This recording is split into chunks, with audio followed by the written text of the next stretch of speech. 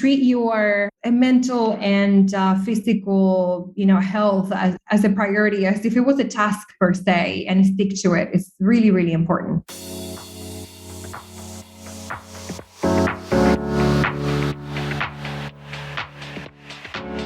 Hello and welcome to the Kelly Lumber Podcast. I'm your host, business mentor, personal brand and style expert on a personal mission, you guessed it, to inspire a minimum of 5 people a day to take action and just do something different. Show up as the best person that they aspire to be.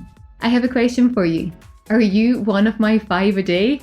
I really want to hear from you. I love getting your messages. So many of you drop me DMs on Instagram. If you haven't already, I'm Kelly Lumberg Official. Come and say hi and let me know what's inspired you today.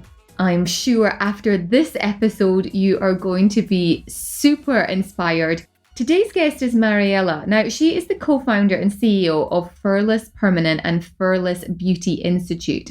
Her mission is to help clients get rid of unwanted hair and make every person and studio, every client that comes to her and student, help them on their journey to become well-informed and really with the best interest of their client's skin development. Her story is really interesting on how she has lived all over the world and moved to Dubai in the financial services, and then came up with this sort of idea of launching Furless Permanent.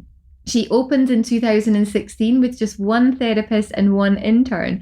And now the business, you'll hear how it's grown over the years, has over 30 top-notch skin and hair removal experts and educators assisting with clients and students in Dubai and Abu Dhabi. Because you've got Furless Beauty Institutes really raising the bar on educating those within the beauty industry. Mariela has also been balancing the business growth with a growing family and, more recently, the importance of valuing self-care and looking after herself, which I am sure will inspire you to go, what's something I can do for myself?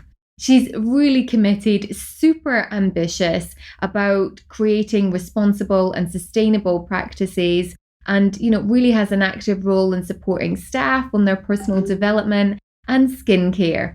Let's get into the episode. Welcome to the show, Mariela. It's great to have you here. At long last, we're doing this podcast. Yes, at last. Thank you so much for having me.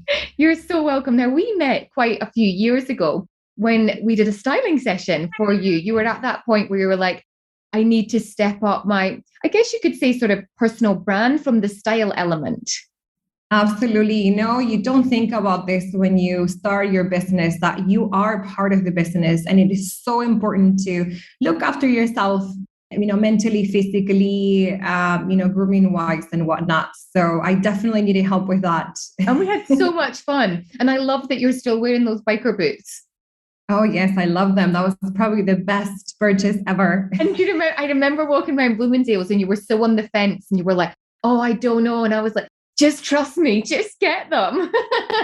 No, thank God for that, because everyone, just compliments me on that. So thank you. And we've also taken your husband out shopping because he's part of your business as well. You're together in business, aren't you? Oh, absolutely. But also, I think when you start your own business, there's so much work to do and you work for so many hours that if you are in a relationship, that kind of gets affected. So, it's so important to keep the romance alive. And so definitely we realized that we were not looking after ourselves in any way. And that definitely helped. He's looking very handsome. I love it. This is so cool. Well, why don't you give us a bit of a backstory as to what your business is? Because I know that those that are listening are going, right, so what business is it in? So give us a backstory. And then I've got lots of questions to ask you about it.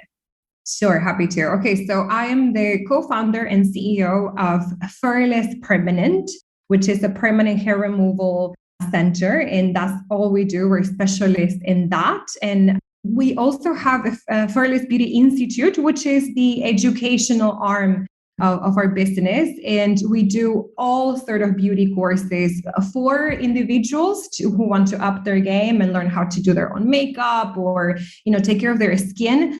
But also for those who want to either get into the beauty industry as makeup artists or massage therapists or beauty therapists, whatnot, lash, experts, or for those who want to up their game when they are already in the beauty industry. So they want to become a salon owner, or they want to become a manager, or they really want to have a much better qualification or skill at what they already do. So that's what we do in a nutshell. Awesome. Why don't we take a wee step back? Because Sure. This has been part of a journey. So first Yes. of all, how did the idea come about? Because you didn't come to Dubai. You're originally from... Yeah, well, actually, from all over. I'm a citizen of the world. So I was working I'm from the investment industry, financial services, actually. And I was in Dublin, Ireland, first in New York, and then I was in Dublin. I'm originally from Argentina, actually. So, I was just very tired of the weather in Dublin. I just wanted some sunshine. I hear you. Scotland is very similar to Dublin, or Irish weather, should we say? Exactly. I mean, the green is beautiful, but, at some point you just do want that, vitamin D. So first of all, it was just a little bit of the weather, but also I actually covered our clients in the Middle East, and I loved working with my clients in the Middle East. It just felt like there was a lot of innovation happening. And I was really craving that growth, that innovation that was not really happening in Europe. So I just proposed the idea to open a dedicated office, and also the time difference was a bit difficult. I just wanted to focus myself in this particular region. So, they actually accepted the idea. So I moved in, I opened, helped open and develop their financial services, business here. And then I realized, that I love doing business development. I love the Middle East. And I personally had, being, that sort of salesperson and business development, going into meetings, I would always find myself like touching my chin, in between meetings, and, ooh, do I have a hair here? Oh my God. And then I realized it wasn't one hair. It was like 100, there were so many. I had done years of laser, and I still had so many hairs. And I also have PCOS, which is, actually something, a hormonal imbalance that makes me have more hairs, and areas like the chin. So, I was just really frustrated with that. So I was Googling, okay, what can I do with this hair? Because laser is not, getting rid of it. So I found out about electrolysis, and I was like, what is this thing? I couldn't even pronounce the word. I was like, what is this, But I found out that actually it was a 140 years old technique that, was permanent hair removal. So I tried it, and oh my God, I loved it. My hairs were gone. It took a good 2 years. I'm not going to lie to you. But then I thought, oh my gosh, this is amazing. More people need to know about it. I was talking to my girlfriends about it, and they were like, what? Oh my God. And it was just an amazing idea. And I felt like I wanted to do more with my life. I wanted to maybe start a business and learn so much more. I felt like I was stuck in my job. So that's how I started. I started to learn about beauty. I became a beauty therapist. I became an electrologist, believe it or not. That was interesting. And I just became in love with the beauty industry and with everything that involved starting a new business here in the UAE. I'm sure there's so many women where you said that, feeling their chin. And I even felt it the other day. There's one hair on my chin. Come to us. It's harder or stronger. Like I can feel it. It's pointier than any of the others. So I know people listening will be like, yeah, been there. And laughing. Yes. Like I even looked at my mum the other day when I was she's going to kill me if she hears this. And it was like, God, Mum, you need to go and get your chin sorted. Like when you get older.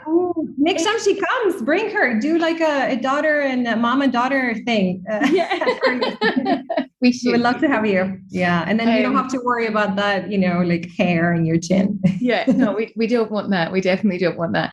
So you learned, so you did all the learning while you were still working full time, and then decided to take the plunge and go, right, I'm going to go and open the first one. So when was the first Furless? Actually, yesterday was our 5th birthday. So we opened 5 years ago, actually. And we, I did work full time because it was my very first business. It was a new industry for me. And it was very scary. And I wasn't sure if it was going to work. So I thought, well, look, let me continue working for a little bit. Yeah, so that's how it all started. And then, for us in particular, we were going through an adoption process. And we got the first business license the same week we were called by the court, the family court in Ethiopia, to finalize the adoption process. So it was insane. And it has been an insane ride to become business owners at the same time as parents of two gorgeous boys. Yeah, so it's been I was thinking a roller coaster. The math there was like, you said 5 years, and I met your children and seen pictures of them, and I was like, I'm sure they're like 7 and 5 or something. So I'm like, that must have all happened around the same time. Yes, it did. It is. So for our first son, he was 14 months when he became our son officially. And then our second son, he was 4 years old. So it was like two very different dynamics as well. We had a baby, and then we had an older child as well who had to learn a new language and adapt to a new country. But luckily, kids are just so resilient. So they have been incredible, actually. Yeah. and that would be enough for people to go, for anyone to go, do you know what? No, I'm going to focus on like the kids and maybe I should just put the business on hold for a year or whatever. Yeah. What made you not do that? Yeah. Well, first of all, we were already in the ride. It's like when you're in a roller coaster and you're just in and you're going tick, tick, tick, tick, tick, tick, tick, tick, and you're like, analogy. Oh my God. And then, just go boom, and you just, and you just try to do the best that you can. Yeah. So first of all, it really happened at the same time. You don't know when you're going to get your business license, and you don't know when you're going to get that call, that the adoption process will finalize. So, for us, it just happened all at the same time. So it wasn't, it was a choice to do both things, but it wasn't a choice that they would happen at the same time.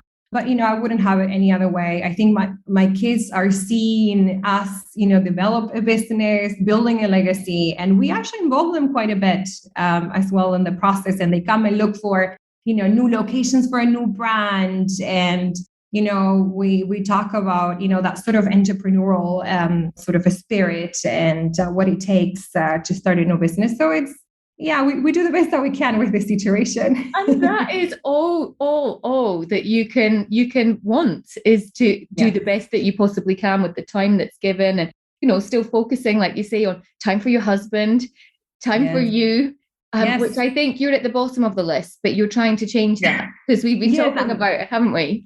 Yeah, absolutely. So since last year, I started to realize that the business was being affected by me not looking after myself, because ultimately the ultimate decisions come to me. When things go really wrong, I need to make decisions. So it is so important that I'm able to have a very strong and healthy mind and heart and body as well, to make the best decisions that are the most fair decisions for everyone involved. That is a huge responsibility. And if you're not doing well yourself, you just can't make those decisions. So I am basically taking two approaches. First of all, being kind to myself and understand that sometimes, you have to be okay focusing more times to the kids and not so much to the business. And some other times your business needs more of your time. And not to feel guilty that you're not there for that, recital or, for that game for the kids, right? And so that's the number one thing I would say, you need to try to do, that you cannot find a perfect balance and you need to go with the flow. The second thing is you need to really plan and schedule things for you. So having, a personal trainer, for example, come to you if that's something that you could, afford. We can't always do that, let's say 2-3 times a week. Or, call a girlfriend that also wants the same things and say, okay, every Saturday morning, if you work, during the week, we're going to do this and stick to it and schedule it. And, no matter what, like, just don't cancel it, stick with it. So I would say in a way, treat your mental and physical, health as a priority, as if it was a task per se, and stick to it. It's really, really important. Yeah, I couldn't agree more. It's that sort of, when when I was cabin crew, we were always, a part of the demonstration. It was the oxygen theory, that it was like, you got to put the oxygen on you first before you put it on your child. Exactly. Whereas most parents would be like, no, I have to put it on the child first, because that's your automatic go-to, and looking after yourself is part of that. So training, what are some of the other things that you do to look after yourself? Yeah, I mean, that's a great question. So training, I think is really the mental health part. So whatever that could be meditation. Like I have an app that I use, and it helps me fall asleep, because there's a lot of anxiety, build up throughout the day. And then you're thinking about the following day. So sometimes it's kind of hard to sleep, or you just go to sleep all tense, and so I do that sort of meditation at night. Definitely, I would say if that's something that you're open to, working with a professional and making sure that you have, either weekly or every 2 weeks, a conversation with a professional. Make sure that you have at least once a month, hopefully more often than that you have fun, whatever that looks like. So, and don't, disconnect from technology. So go out to have, a drink with a friend, go and walk by the beach. That's free. You don't need money to do a lot of these very important things. So schedule time to just have fun. And that's tremendous good things to your mental health, for sure. What's been the most fun thing then you've done in the past? Okay, let's make it easy. The past month. Oh, it's actually Santa brought me a bike. So that was great. And riding a bike with my kids. I loved riding my bike everywhere when I was a child, and just riding the bike all over town, finding, the bike paths that we actually do have around Dubai, believe it or not, and just riding for hours. I loved it. We were just so connected to what was going on around us, looking at shops, looking at the trees, looking at the beach, looking at everything, and not looking at the phone, and having conversations as well. That was really fun. Yeah, I really liked it. There's a fabulous bike track that's opening up on Kite Beach. The full length. Oh, it looks incredible. So it's going to be the full length of Kite Beach. So it's 14 kilometers. We just ran it the other day. Yeah. And it's got palm trees all along the side, and it's going to be beautiful. And then you can stop there for breakfast afterwards. So it's a big RTA development. So it's still a few months off, but it's going to be pretty cool.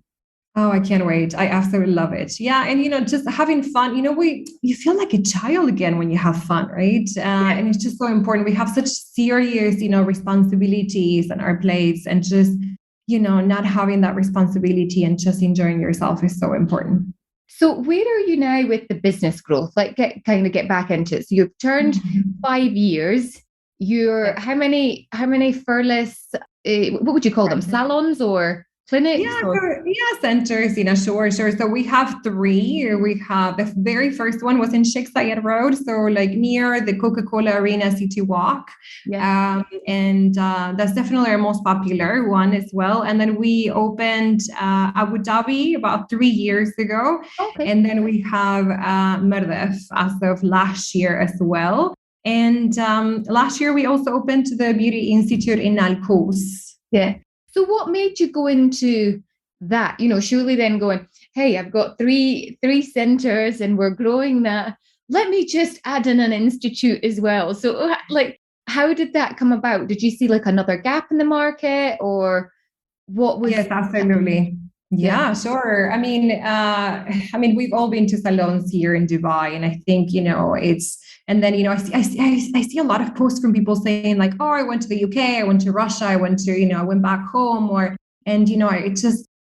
love this and I love that. And I think that innovation is really lacking here. And I see that abroad, business owners and therapists invest quite a bit in their education, and they have so many diplomas, and they know how to do so many things, and they invest in themselves in terms of the client journey and client services and all of that. And it's really missing here in the UAE. So Yeah, so that's what we're doing. We have three educators. They have more than 20 years of experience in the industry and teaching, and they have teaching qualifications as well. And, we're really excited about it. We're hoping that it will bring a beautiful change to the beauty industry in the UAE and abroad. What myth would you like to dispel about the beauty industry, or maybe about something that you're in? Because I quite like to ask that question, because people have got loads of preconceived ideas about certain jobs and things that people do, and it's totally not true. So what would you like to share? Oof. Oh, wow. Okay. So I think the number one would be that some of the treatments that people receive, it's not something that you do over a weekend. Some of my therapists have done, like for example, the beauty therapist course is actually a full-time course that you do for either a year or 3 years. So believe it or not, actually it takes a lot of skill, and there's so much, knowledge that we have about the skin. So for example, the hair. It's something that I try to do with Furless as well. Traditionally, the electrolysis therapist would only learn about the hair and not really the skin, but we remove the hair and the skin stays. So it is so important to really know about the skin and the organs and, the hormones and all of that. So there is actually, in order for you to be a beauty therapist, you have to do hundreds of hours on physiology and anatomy. Wow, I never knew that. Yes. And also as a massage therapist, there is a lot of education on the bones and the muscles and the tissue and the lymphatic system. The lymphatic system probably nowadays with the times of COVID is probably one of the things that we need to, we really, really should know about, because, that's what cleanses our body of toxins, what helps our immune system, what, prevents cancer, it's, so the beauty industry is not just about grooming, but it's about health as well.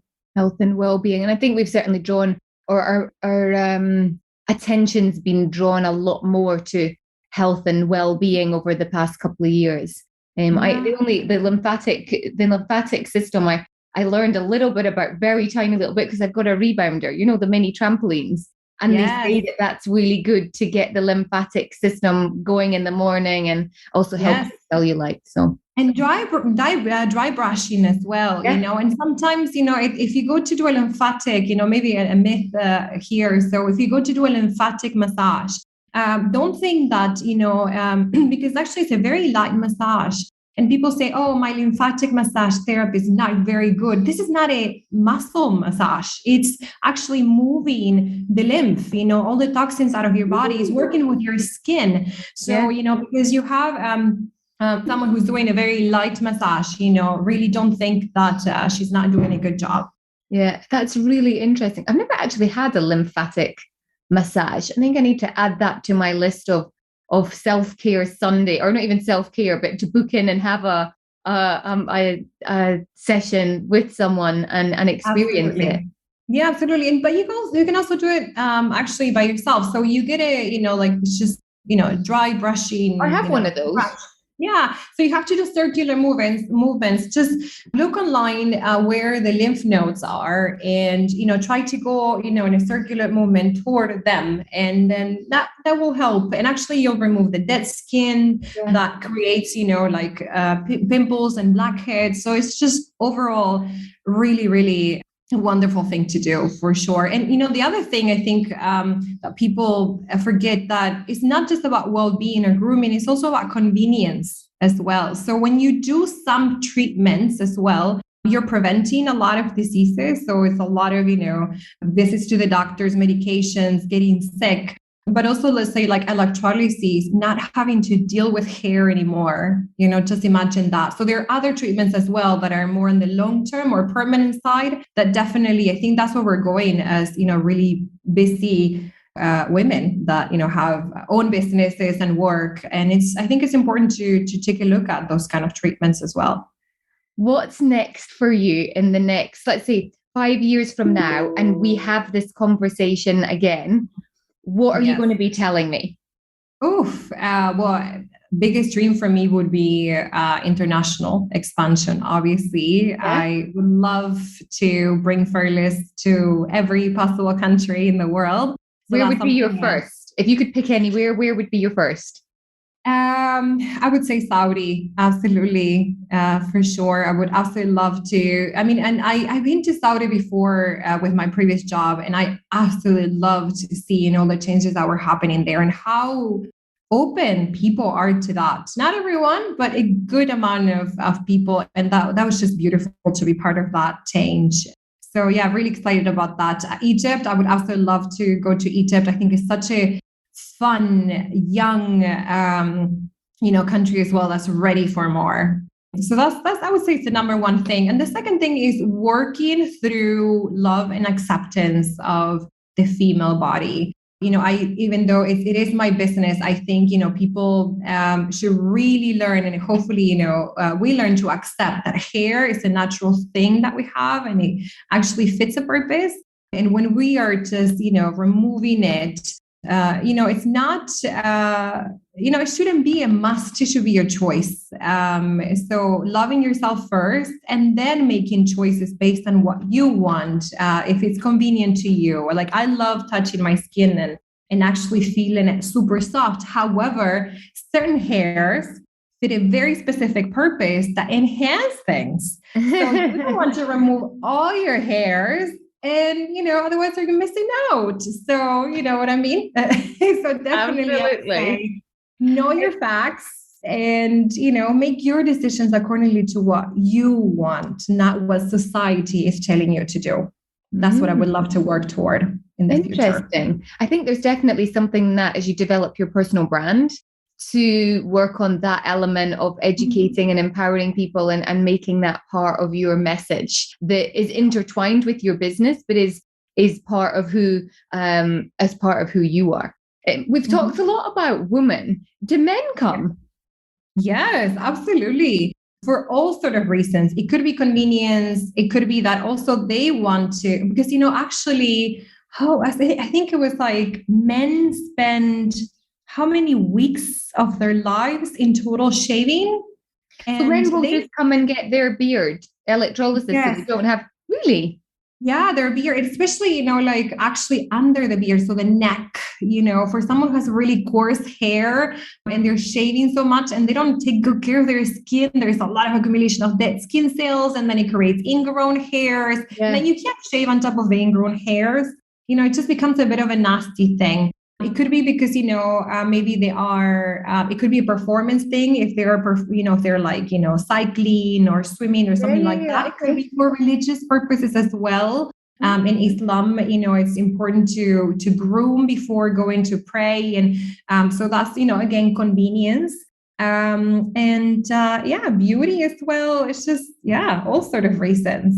And you just don't think about that. I mean, I suppose when you start, you automatically assume, well, it's women. And then I guess maybe even the same when I started many moons ago, my styling business, I thought of just women.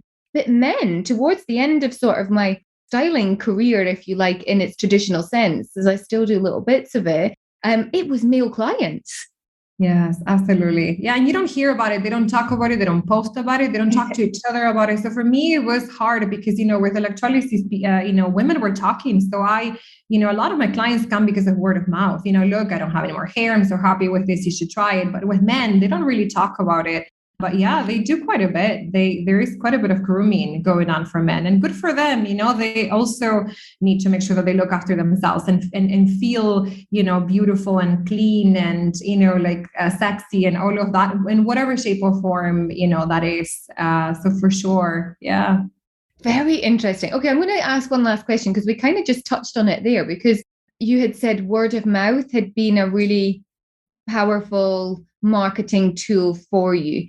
And is that because, the service, the service that you offer, the results, because marketing a business, you can have the best idea in the world, but if you're rubbish at marketing it, then it doesn't matter. So maybe elaborate a little bit on that word of mouth and how people finding out about you. Sure. So it is really important that for us, that every client that comes through feels that they understand the process, because, people know about laser. Oh, it's, 6 to 8 sessions and it's this much per body part. It's not like that at all with electrolysis, actually, with permanent hair removal. So, even though we have to repeat ourselves about 100 times a day about the same things, it is really important that clients really understand this treatment, and then that our therapists are full on able to articulate the effects of the treatment on the skin and what clients need to do and not do. And obviously the results, I would say, apart from the great client service, results are really important. Unfortunately, it's not a magical thing. We're reverting a biological process that takes, a good year and a half, up to 2, more or less. So, sometimes, it takes time for people to talk about us because they want to see the results. But once they do, it is absolutely beautiful. Yeah. A game changer. Yes, absolutely. Yeah. I mean, I actually, for me, unwanted hair was a really big problem, not just, on my chin, but everywhere. And I started, when I finished with my electrolysis sessions about 4 years ago, I realized when I go on vacation, I don't have to worry about my hair anywhere. Love it. It's always soft, and my kids say, "Hey, Mom, let's go to the pool. Let's go to the beach." And I don't have to say that, "Oh, no, because I haven't shaved or I need to wax or, I'm embarrassed, or anything like that, So I just really, really, I love that. So that's definitely the results, and all of that is just absolutely amazing. Convenience. Yeah, for sure. I have loved hearing your stories. I did when we went out shopping, of the business journey and just, bringing together a new family in business, and the goals and ambitions and everything that you have, both of you and your husband. It was such a pleasure to work with you. Thank you for sharing your knowledge, your story on the podcast today. How can people get in touch with you? What's your Insta handles or website? What would you like to share? Sure. So if they want anything regarding, if they want to find out more about the treatment, so furlesspermanent.com or at furlesspermanent is for the treatment. If they want to learn about beauty for themselves or become a professional in the industry, our handles are Furless Beauty Institute. And then for me, my Instagram is, I don't follow the instructions. That is my Instagram. Because I really don't. I mean, I do. I put it on my caption. On my bio. I do read the rules, but I don't always follow them. My innovation for me and creating things is something that I absolutely love. So yeah, I document my journey as a mompreneur. Definitely, on my Instagram from time to time. So. Love it. Thank you so much. And I wish you the best of success with everything. And I will see you and your wardrobe and your husband hopefully soon. And I'll be into the center with Mum. She'll be like, "What are we doing?" I'm like, "It's a surprise." I'll just tell her that. Yeah. Sounds great. Yeah, I would love that. Thank you so much for your time, Kelly. Thank you.